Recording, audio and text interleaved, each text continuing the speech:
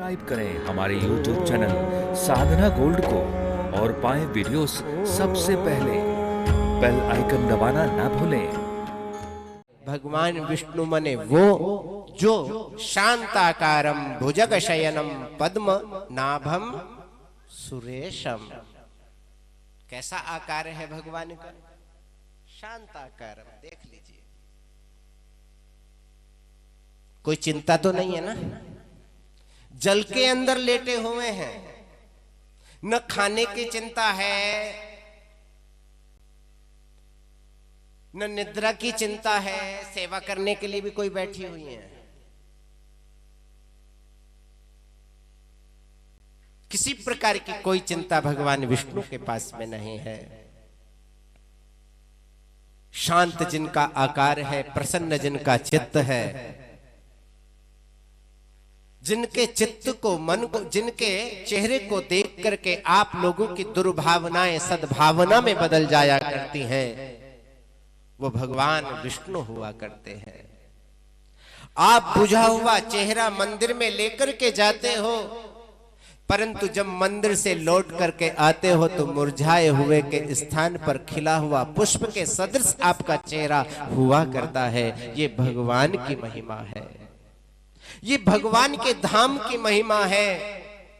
इसलिए हमारे यहाँ शास्त्रों में जितनी महत्ता भगवान की बतलाई गई है, उतनी ही महत्ता भगवान के दिव्यतम स्थान की बतलाई गई है। भगवान के नाम की महिमा, भगवान के धाम की महिमा, भगवान के रूप की महिमा और भगवान की लीला की महिमा व्याप्त है संसार में। कोई संसार में बचा नहीं है जो इन चारों चीजों से वंचित रह गया हो।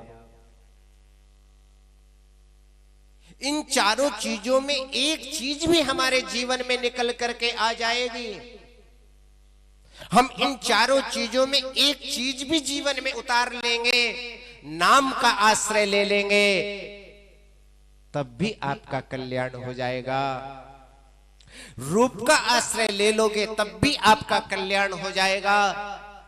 उनकी लीला में निमज्जन करने लग जाओगे तब भी आपका कल्याण हो जाएगा।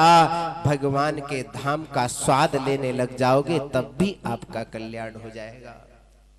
इसलिए लोग जब भगवान के मंदिर में आते हैं, भगवान को कम देखते हैं, भगवान के मंदिर में पत्थर कैसा लगा हुआ है उसको ज्यादा देखते हैं।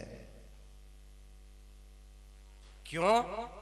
क्योंकि भगवान को देखेंगे तो पाप जल्दी जल करके राख हो जाएंगे, और इतनी जल्दी यदि पाप जल करके राख हो गए तो हम भगवान और भगवती बन जाएंगे, फिर इस संसार के लायक नहीं रहेंगे, नालायक हो जाएंगे। तो हमको नालायक रहना है कि लायक बनना है। इसलिए मंदिर में जाओ, किसी धाम में जाओ, किसी पुरी में जाओ, किसी संत के पास में जाओ, तो सज्जनों वहां पर जाकर के भगवान का दर्शन करें।